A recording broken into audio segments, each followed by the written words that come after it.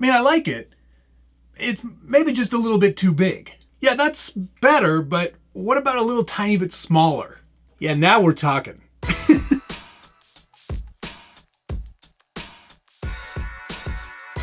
This is going to be a controversial video with a lot of opinions.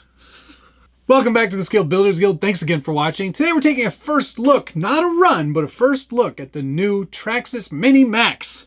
Here it is right here. This little guy is adorable. Basically a scaled down X-Max, or condo version, as I like to call it. This is backpack size. You could put this in a backpack, go to your favorite bashing spot, and bash away, and then put it back in your backpack and get your books dirty. Or your laptop, I guess. People read books still? It's definitely a much smaller model, but it is supposed to technically be 10th scale. And I guess that sort of works if you compare it up against the Max, or even its larger brother, big brother, the X-Max. Although it isn't really, I guess, technically 10th scale, it's probably closer to, if you're going to put it into a category, 16th scale, but with 10 scale electronics and drivetrain. Now, this isn't Traxxas's first foray into small scale RC. They've done a lot of that before, but this is an entirely new platform.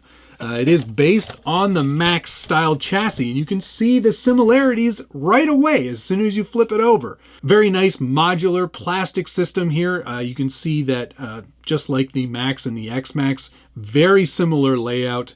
Lots of removable parts for when you inevitably break something. Very easy to make a replacement rather than having to buy a whole new chassis. One other nice carryover is that it is a come hither style body.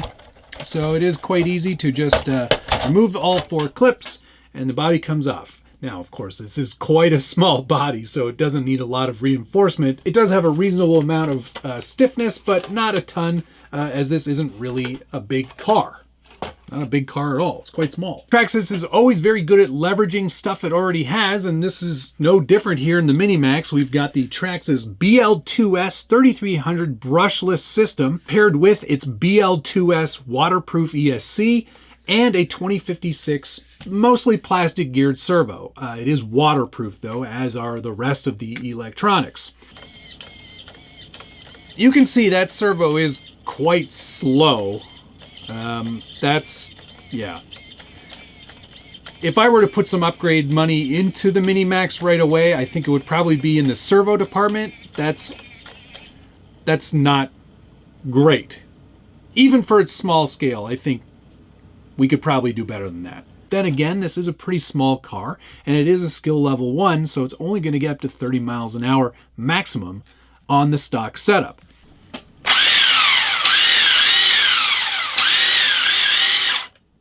How anybody could think that's not enough power out of the box is beyond me.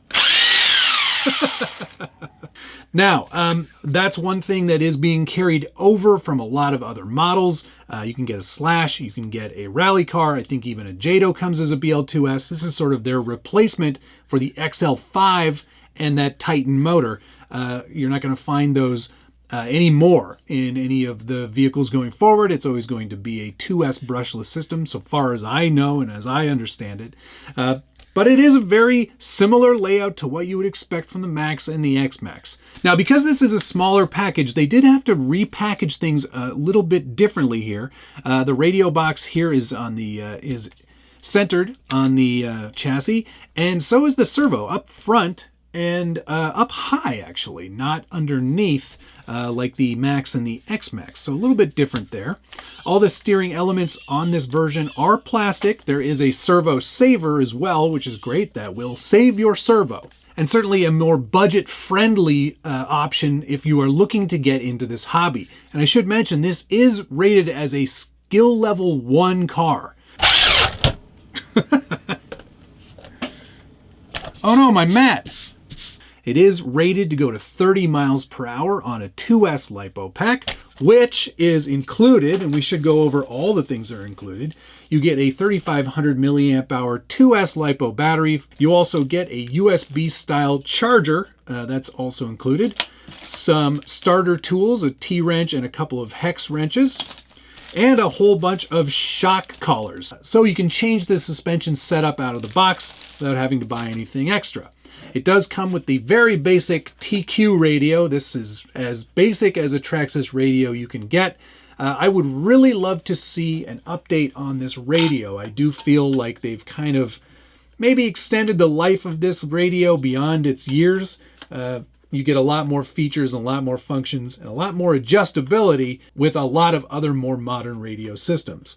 Still works great, still 2.4 gigahertz. A little harder to operate one-handed, especially when it's chilly out, but it will work and it will get the job done. Plastic body, plastic cap shocks, but they do feel pretty good. Traxxas always does a really good job with their shocks. I never have any trouble with those, and it's got a nice bit of weight to it. It's not super heavy, but it's not super light either. It does feel very premium. I can say that for sure. You are getting some Traxxas scaled down Traxxas sledgehammer tires. These have been on the Max, they've been on the X Max, and now they're here on the Mini Maxx. One big difference though is that there are two different compounds. The front tires are a much harder compound. There is a foam in there from what I can tell, but there's a harder compound up front and a much softer compound in the rear. I'm really curious about that, and actually if you look at the way the shocks are biased out of the box, it does seem to sit a little bit low. It's almost got a bit of a, what do they call that, Carolina squat. But I don't mind it. I think that'll work out just fine. It's probably designed to be a bit, actually the weight bias does tend to go a bit rear, so that maybe is why we're getting a little bit of that sag in the back. But I think that's probably going to help, as it's going to want to sail this way through the air, as opposed to this way through the air. Flexible bumpers here. These will absorb a lot of your major hits and hopefully keep the rest of the chassis intact on those maybe unplanned flips. We'll see how those hold up, of course. But again, a very modular system here. You can always replace any of these parts quite easily if they end up getting damaged or if you manage to break them. They are all quite accessible and quite easy to get at. Where things get a little more complicated is maintenance. The front and rear diffs are, of course, a little more sealed behind things, so you will have to do a fair bit of disassembly to get at those things. There are no included extra pinions or gears, so the claimed top speed is going to be close, and I've watched a few videos of some early releases already, so I have a pretty good idea of what to expect in terms of the performance. I'm a big fan of the clipless body systems. They've been introducing this on a lot of their more recent models, from the TRX4s all the way through most of their Basher lineup. It's a really nice, quick, easy way to get a body on, and they're pretty stable. They tend to stay on there pretty good. Overall, I think it's a pretty good looking little truck. Of course, there are a ton of accessories and a ton of upgrades for this truck. And that's something that we should talk about a little bit, because what I've seen a lot of people doing, and it is listed on the website as a possible upgrade, is they're going straight to VXL 3S systems for the Mini Maxx. And that's great. That is an upgrade path. Absolutely, 100%. However, what they're not doing is upgrading any of the other parts and assuming that it's just going to be fine on 3S without doing any other changes. And that sadly is just not the case. While the Mini Maxx is upgradable to a VXL 3S system, there are other upgrades that are required in order to make that system work. I'm not surprised that anybody doing that upgrade without doing any of the other upgrades is breaking things. And I'm probably going to get roasted for this on the internet, and that's totally fine. But that's the hard truth. You can't just put in a high-powered system like a VXL 3S into something like this with no center diff or no slipper clutch and expect things to hold up when you bash it. I think it's just a recipe for disaster. And I hope that Traxxas updates their website in order to better educate people about what's required if you're going to be doing that VXL upgrade. It can be done. I'm sure of it. And in fact, I know it's possible because they're sending me all those parts to do that upgrade. But we are going to run it in its stock form before doing any of those upgrades, because I do want to see if it is a fun, reliable, robust, durable vehicle. You want to upgrade, you go right ahead. But I did some math on that too. And I don't know that the value's really there. It would cost you about $200 more on top of the $249 street price of the Mini Maxx to get it into that 3S capable kind of realm. And if I'm honest, for that kind of money, I'm just going to buy the Rustler VXL. That's a no-brainer. I don't even need to do any math on that. It's a bigger car, very tested and true platform, and it is a 3S VXL system ready to go right out of the box without having to do any upgrading. I also think that this is more of an entry drug into the Maxx universe. The $249 starting price on the Mini Maxx is a great place to start, especially if maybe you are looking to get this for a child. Skill level 1, don't forget that. I'm going to hold any of my final judgments until after I've had a chance to drive the Mini Maxx. I really feel like having that experience is going to help influence my final decision. On paper, it's a pretty good looking start. And if you were to keep it 2S and not do any upgrades, I think it's a really excellent value. It's a pretty good looking little truck, and I think it's got a lot of potential. But I want to try it first.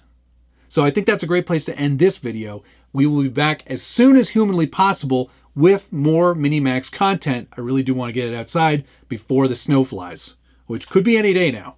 So wish me luck on that. Is this the sort of thing that you're interested in? Do you think the Scale Builders Guild should really be reviewing basher content? Yes or no, put a comment down below. You know I love reading through your feedback, and I try to answer as many of those comments as I can. And of course, if you're a channel member, you get to see all of these videos, most of these videos, early. That's one of the benefits. There's also a lot of other benefits. We do tips and tricks, travel logs, behind the scenes, how-tos, all kinds of great content, even live streams. I just did one, painting a driver. That driver, in fact. So I definitely invite you to check that out. There will be a link down below to the members only section here on the YouTube channel. And thank you, of course, to all of these people for helping make that possible. Without you, I'd be talking to myself. So I think that's a great place to end this first look at the Mini Maxx. It's a 2S car. It goes 30 miles an hour. We will take it outside and give it a good solid test in its stock form before we do any sort of upgrading. I'm also going to compare it against the experiences I've had with the Maxx and the X-Maxx. Both amazing cars in their own rights. I think this one's just a nice companion piece. Good place to start in this hobby, maybe. We'll find out more in the next video. Thanks so much to Traxxas for sending this my way so I could do this first look, and of course follow-up videos where we'll actually drive it, because that's important. And to you for watching. We'll see you again soon.